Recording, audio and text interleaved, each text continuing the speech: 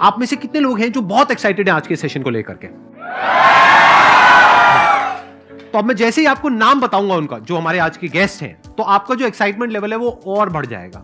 ये बताने से पहले कि गेस्ट कौन है, मैं आपको थोड़ा सा बताता हूं YouTube के बारे में। YouTube में क्या है कि पूरे वर्ल्ड की अगर बात करी जाए तो करोड़ों चैनल्स हैं जो अलग अलग जॉनर्स में हैं, अलग अलग कैटेगरीज में हैं। उसमें से दो बड़ी कैटेगरीज हैं, मोटिवेशन और एजुकेशन। पूरे वर्ल्ड में जो वर्ल्ड का नंबर 1 मोटिवेशन चैनल है वो मेरा है, और जो वर्ल्ड का नंबर 1 एजुकेशन चैनल है किसी इंडिपेंडेंट क्रिएटर का, वो उनका है, जो कि हमारे गेस्ट हैं। उनके 17 मिलियन से ज्यादा सब्सक्राइबर्स हैं। Please give an energetic and warm welcome to the one and only Khan sir.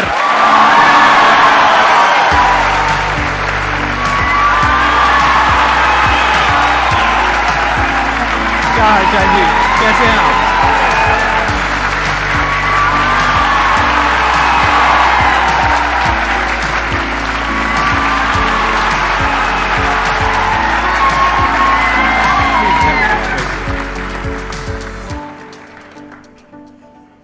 इससे पहले कि ऑडियंस आपसे कुछ पूछे या इंटरेक्ट करे, मेरे माइंड में एक क्वेश्चन है आपके लिए जी। जो बच्चे हैं वो आपके इतने दीवाने क्यों हैं, इतने पागल क्यों हैं आपके पीछे? मतलब मेरे कमेंट सेक्शन में भरा पड़ा था, खान सर कब आएंगे, खान सर कब आएंगे। मतलब ऐसा क्या जादू कर दिया आपने बच्चों के ऊपर?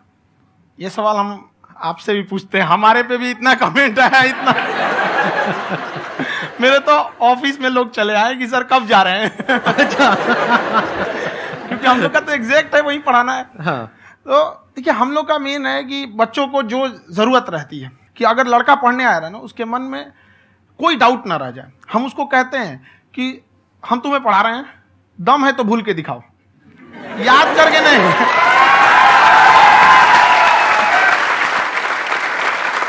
प्लस आप जिस प्राइस पॉइंट पे पढ़ा रहे हैं, आई थिंक वो सबसे कम है, वो बहुत ही कम है। सर, ये जो फीस का कल्चर है, ये हमारा इंडियन कल्चर नहीं है।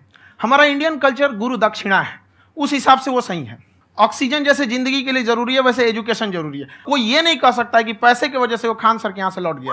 क्या बात है।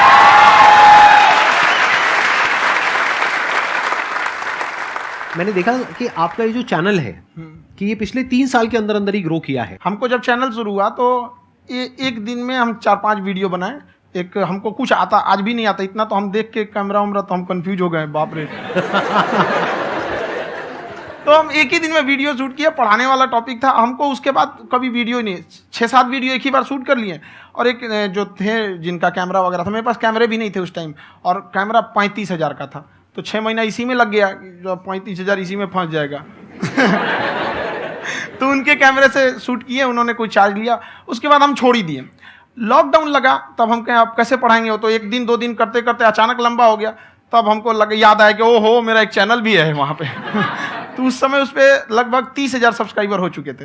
तो जैसे लॉकडाउन लगा तो उस पर पढ़ाना चालू किया, और पता नहीं क्या लोगों को पढ़ाई में इतना इंटरेस्ट आ गया कि आपका स्टाइल ऐसा है थोड़ा सा। आप आई थिंक पढ़ाई के साथ साथ में जो बीच बीच में आप थोड़ा बहुत छोड़ते रहते हैं ना, मतलब जो एंटरटेनमेंट चलता रहता है। ये बात हम देखिए, जब हम गुलाम थे ना, तो अंग्रेजों ने एक चाल चला था कि भारत को हम फिजिकली गुलाम रखेंगे 100-200 साल, मेंटली 1000 साल कर देंगे। उन्होंने पढ़ाई का मॉडल चेंज कर दिया। उन्होंने ऐसा डिजाइन किया कि ये टीचर की रिस्पॉन्सिबिलिटी है, वो पढ़ा के चला जाए। टीचर की रिस्पॉन्सिबिलिटी यहाँ खत्म नहीं हो जाती है।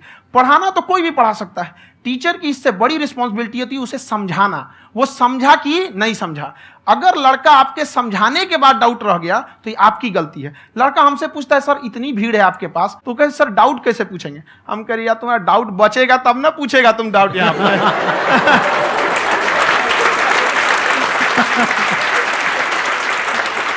कॉन्फिडेंस नेक्स्ट लेवल है खान सर का, मानना पड़ेगा। और शायद यही वजह है इनकी जो ग्रोथ है उसका। किसी ने शायद सपने में भी नहीं सोचा होगा कि पिछले 2 साल के अंदर अंदर जो आपके चैनल की ग्रोथ हुई है, जैसे आप खुद ही बता रहे हैं कि लॉकडाउन के टाइम पे आपके 30,000 के करीब सब्सक्राइबर्स थे, आज की डेट में 17 मिलियन है। और मेरा एक क्वेश्चन और है, इससे पहले कि ऑडियंस में से आपसे कोई क्वेश्चन पूछे, कि कई बार आप ऐसे भी टॉपिक्स टच करते हैं जो थोड़े से कंट्रोवर्शियल हैं या थोड़े से सेंसिटिव हैं, जिसके ऊपर बात करने की हिम्मत आई थिंक बहुत ही कम लोगों में है। तो आपको कभी ये नहीं लगता है कि कहीं ज्यादा तो नहीं हो रहा है, इसको थोड़ा रोक देते हैं, थोड़ा कम कर देते हैं? क्योंकि कोई लाइन ही नहीं है वैसे तो बोलने को, तो आप कुछ भी बोल दो, कितना भी बोल दो। हुई है कंट्रोवर्सी बहुत बार। एक्चुअली बचपन से हमको फौज में जाना था, और फौज वालों के लिए ये सब मायने नहीं रखता। उसको करना है मतलब करना है, तुम सामने कुछ भी रहो, डजंट मैटर।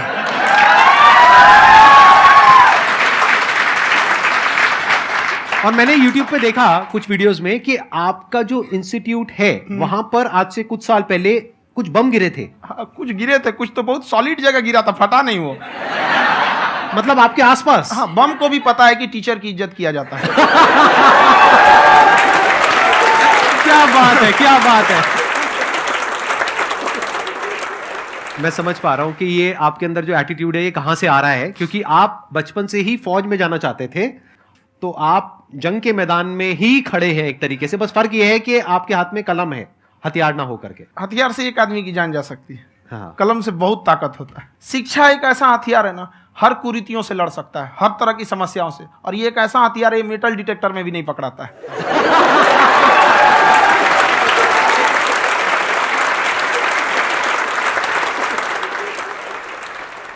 मेरा क्वेश्चन ये है कि अभी प्राइवेट ऑर्गेनाइजेशंस में पीटने का, पनिशमेंट का ये सिस्टम जो है खत्म हो गया है। हम आपके वीडियो में देखे हैं सर कि आप एक बड़ा सा रोल रखे रहते हैं, पुलिस है ना? वाला लाठी है वो, पुलिस वाला लाठी है, और स्टेज पे बुला के बच्चों को उसी से धुनाई शुरू कर देते हैं मस्त एकदम से, है ना? तो सर मतलब कि बच्चे मतलब कि डरते नहीं हैं आपसे, और इस तरीके से कैसे कनेक्टेड हैं आपसे, है ना? और एक और क्वेश्चन सर, यूपीएससी का जो आप अपना बैच स्टार्ट करने वाले हैं, ठीक है, उसके बारे में बताइए सर, क्योंकि मुझे मतलब कुछ इशू करना है सर, ठीक है? और संदीप सर को देख लिए, मेरा तो वैसे ही हो जाना है।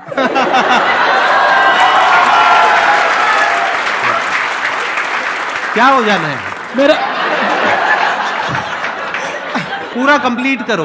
I'll be an IAS officer next year because I have seen you, sir. My day is like complete, sir. All the best. Thank you so much, sir. Thank you. पूरा बोला करो। हाँ। Thank you. देखिए, लड़कों को जहां तक पीटने की बात है, जब पढ़ाने की बात आएगी तो उसको हम पूरे बेहतरीन ढंग से पढ़ाएंगे। लेकिन जब सजा देने की बात आएगी ना, तो वो भी बेहतरीन ढंग से होगा। ऐसा थोड़ी होगा कि बस एक ही चीज बेहतरीन ढंग से होगा। और डर का होना बहुत जरूरी है। ये डर भी अपने आप में एक मोटिवेशन है, क्योंकि जब आपके अंदर एक थोड़ा सा डर रहे ना, तो डर के भागिए मत। एक ऐसा डर जिसको आप लगे कि नहीं नहीं थोड़ा सा और करने की जरूरत है, फिर तो ये हम इसको क्रॉस कर जाएंगे यहाँ पर। तो लड़कों के अंदर ये डर बनाना भी जरूरी रहता है। और रही बात यूपीएससी वाले की, जो आपने बोला, बहुत सारे लड़के वेट कर रहे हैं यूपीएससी की, क्योंकि 2-2.5 लाख फीस सारे लोग एफोर्ड नहीं कर सकते। और हमारा वही रहता है, हम तो ज्यादातर हमारे स्टूडेंट देखेंगे तो किसी के रिक्शा वाला, सब्जी वाला, यही लोग, इनको तो 2.5 लाख रुपया, इनके पास पूरी संपत्ति नहीं होती है, फीस कहाँ से भरेंगे वहां पे, उसके बाद रहेंगे कहाँ से? तो ऑल ओवर इंडिया से, कश्मीर से कन्याकुमारी तक, गरीब से गरीब भी लड़का उसको पढ़ सकता है। यही कुछ 1000 रुपये मंथली, 12-14 हजार साल का पड़ेगा, खत्म हो जाएगा इतना में।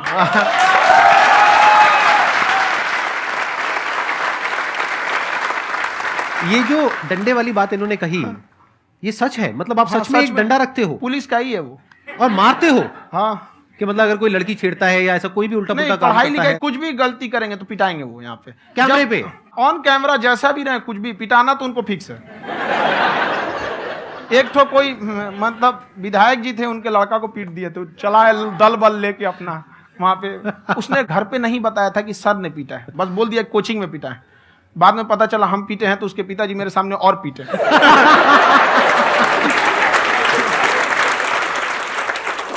सर आपका सबसे बड़ा डर क्या है, आप दोनों का? फौजी को डरे नहीं लगता है, बाकी अफसर से पूछिए।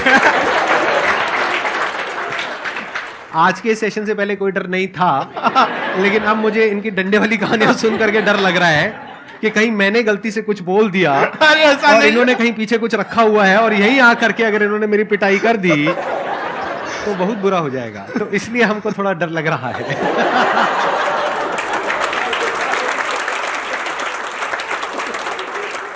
आपकी डेली कितने घंटे क्लासेस होती हैं? 6-7 घंटे।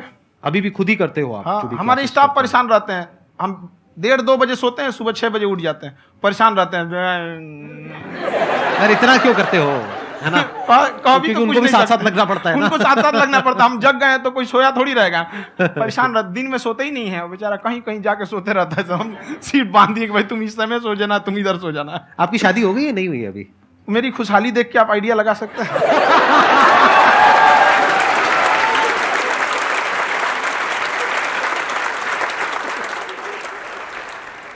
First of all I would like to say sir thank you so much to you and to your team कि आपने मुझे यहाँ आने का मौका दिया।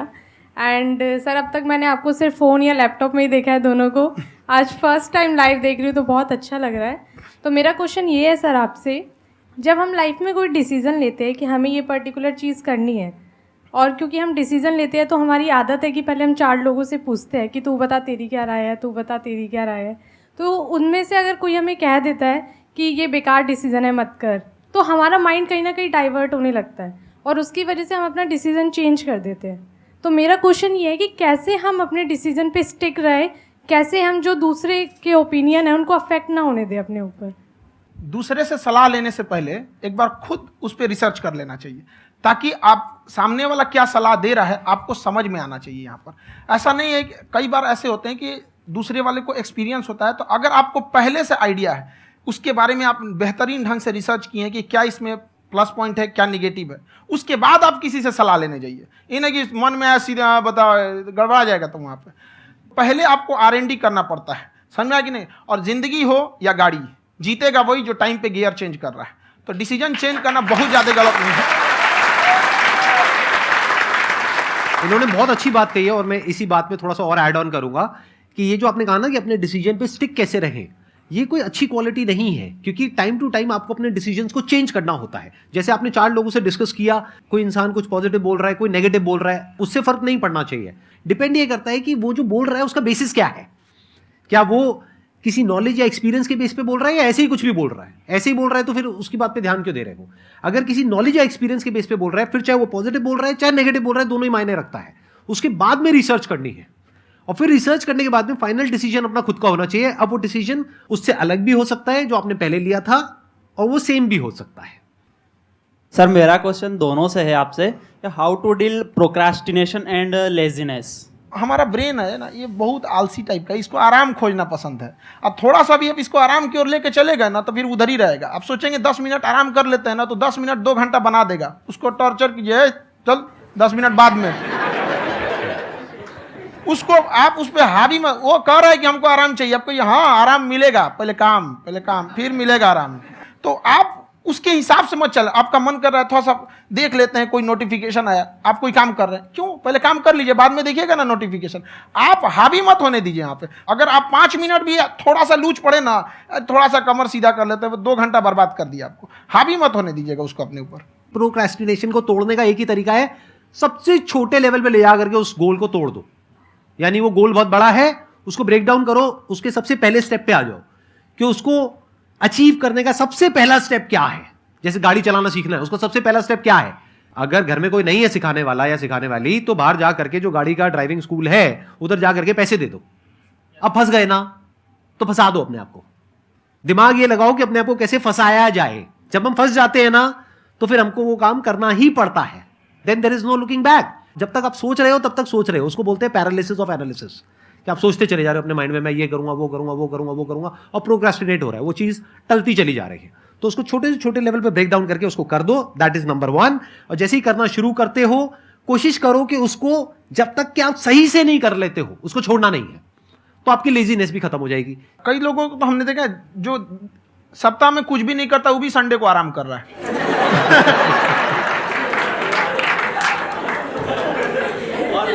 वैसे कहा भी जाता है कि अगर कोई काम आपको करवाना है ना तो ऐसे किसी इंसान को दो जो बिजी है। हाँ। ऐसे आदमी को मत दो जो खाली है। ये परफेक्ट एग्जाम। किसी को भी आप देखिएगा जिसको आप कहते हैं कि मतलब थोड़ा ठीक ठाक आप समझते हैं कि नहीं ये बहुत आगे निकल, वो एक काम को खत्म करने के बाद कभी आराम नहीं करेगा। एक काम खत्म हुआ उसको लगेगा हाँ एक खत्म हो गया, अब दूसरा करना चाहिए। और वही जिसको देखिएगा एक खत्म हो गया और आराम करना चाहिए, कभी नहीं लाइफ में आखिरी सांस तक। सर यहाँ पे सब हिंदी में पूछते हैं, इंग्लिश में पूछते हैं, मैं भोजपुरी में पूछूं? जौन भाषा ठीक लगे तोने में पूछ दो। हाँ सर।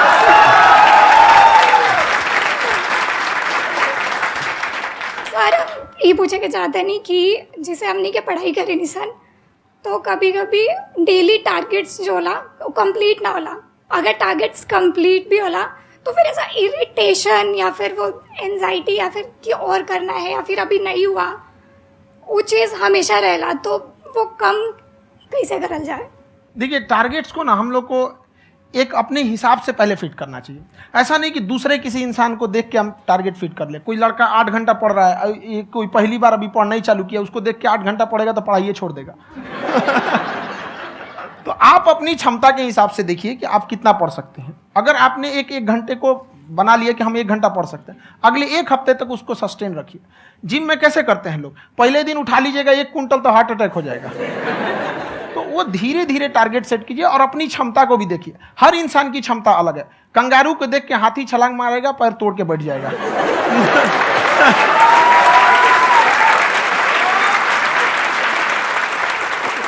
अब संदीप सर का मोटिवेशन देख के इसका मतलब क्या कि ट्रेन के आगे खड़ा हो जाएंगे, ढकेल देंगे तुमको।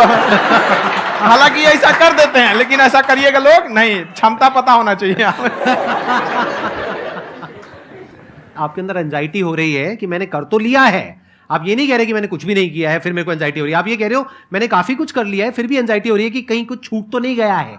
तो बेसिकली आपको ये देखना है कि अगर आपके अंदर ये एंजाइटी हो रही है, that means you are a very good student. आप एक अच्छे स्टूडेंट हो। क्यों? क्योंकि बहुत सारे स्टूडेंट्स तो ऐसे हैं उनको पढ़ने के नाम से एंजाइटी होती है। तो आपको एंजाइटी हो रही है कि मैंने पढ़ लिया, दिन में मानो 8 घंटे का आपने टारगेट सेट किया और 6 घंटे पढ़ लिया, या मान लो 8 घंटे भी पढ़ लिया, फिर भी एंजाइटी हो रही है कि मैंने 10 घंटे नहीं पढ़ा।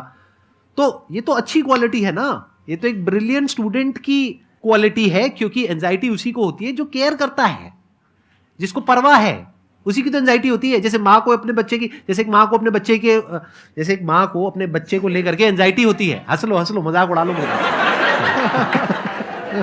कोई बात नहीं, एडिट कर देंगे इसको हम। हाँ।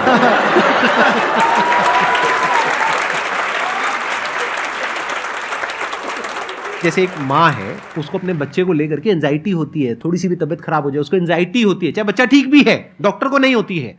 क्यों? क्योंकि माँ को उस बच्चे से प्यार है। तो दैट मीन्स कि आप अपनी पढ़ाई को लेकर के सीरियस हो, इस वजह से आपके अंदर एंजाइटी हो रही है, विच इज नॉर्मल। जहां पर प्यार मोहब्बत होती है वहां पर थोड़ी बहुत एंजाइटी तो होती ही है ना। समझ रहे हो ना मैं क्या कहना चाह रहा हूं? आप लोग समझ रहे हो ना मैं कहां जा रहा हूं? जब वो किसी और से बात करती है तो एंजाइटी होती है ना।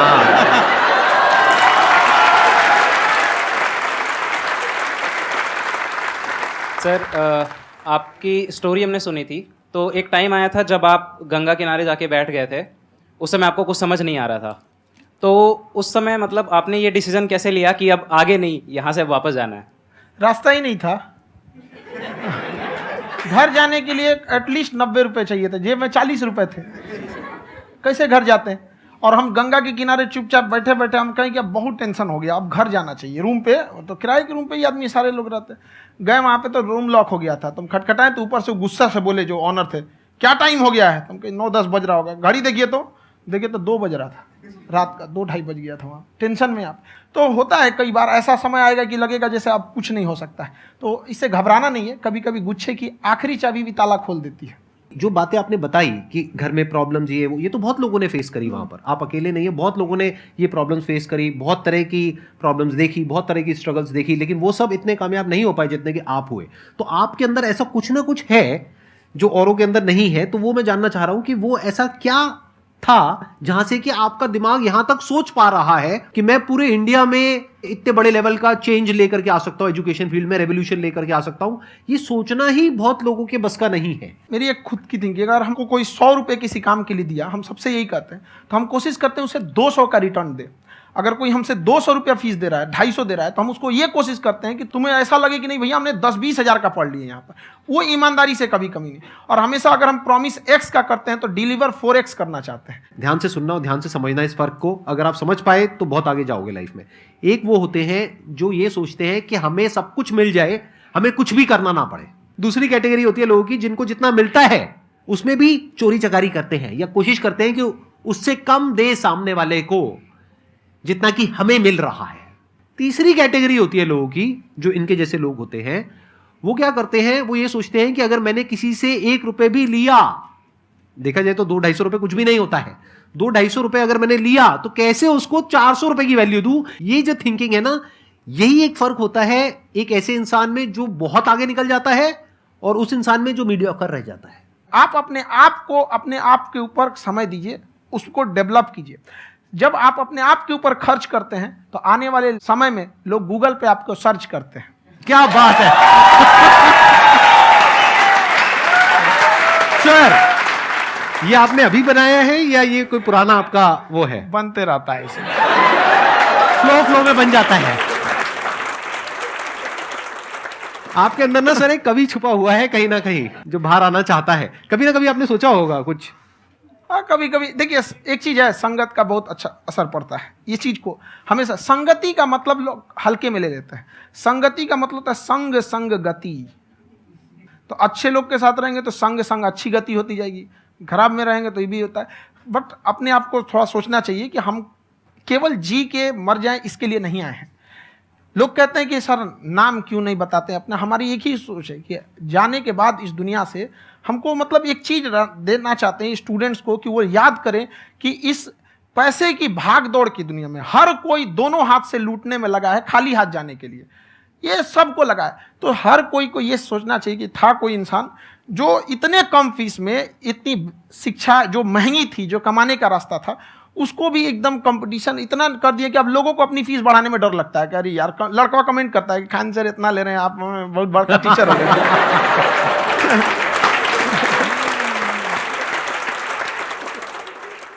खान सर की एक क्लिप है, ये समय और समझदारी में बहुत फ़र्क होता है। अगर समय रहते समझदारी आ गई तो इंसान कामयाब हो गया, लेकिन अगर समय चला गया फिर समझदारी आई फिर तो बेकार है। तो सर मतलब कुछ आपको ऐसी चीज़ लाना चाहिए जो मतलब बच्चों जो तैयार हो रहे हैं उनको ये चीज़ें मतलब एंड टाइम पे दिखे। समझ रहे हैं आप मेरी बात? नहीं समझ?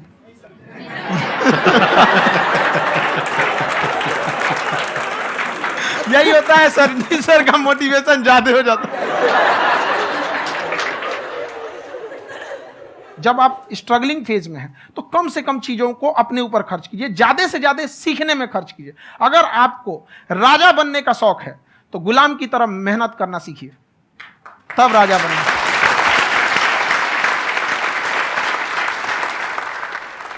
ये दुख, ये दर्द, ये सब तेरे अंदर है। तू अपने बनाए इस पिंजड़े से बाहर निकल के देख, तू अपने आप में एक सिकंदर है।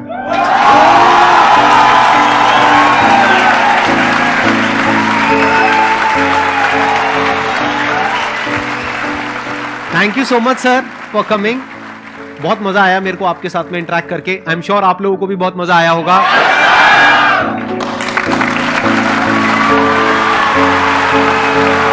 Thank you so much ji.